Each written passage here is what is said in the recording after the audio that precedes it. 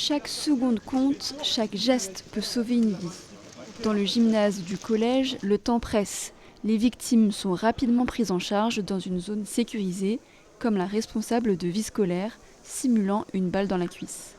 Donc moi j'avais une hémorragie, une balle qui était rentrée dans la cuisse et ressortie avec une hémorragie au niveau de l'artère fémorale. Donc je devais vraiment jouer ce rôle. Les forces de l'ordre, quand ils sont rentrés dans la salle, voilà, on entendait des bruits, des cris. Tellement j'étais dans mon rôle que j'avoue avoir eu des larmes aux yeux. Et la montée en puissance des secours est très rapide. Les sapeurs-pompiers ont un délai d'arrivée sur les lieux d'une petite quinzaine de minutes sur le territoire vendéen.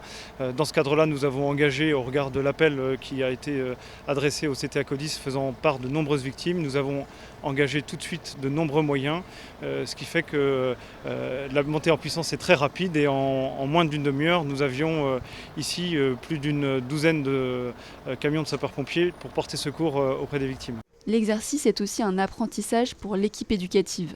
La certitude que j'ai, c'est qu'on ne sera jamais prêt.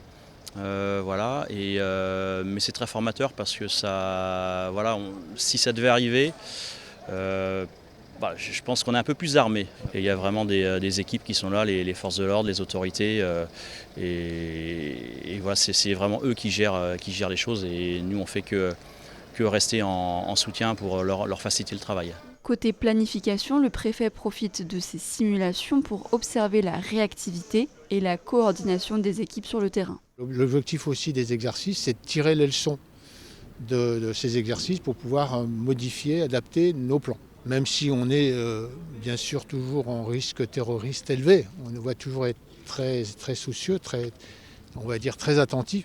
Il n'y a pas une menace particulière qui explique qu'on soit venu ici dans un collège. Cette opération annuelle montre que seule une coordination efficace fait la différence en situation d'urgence.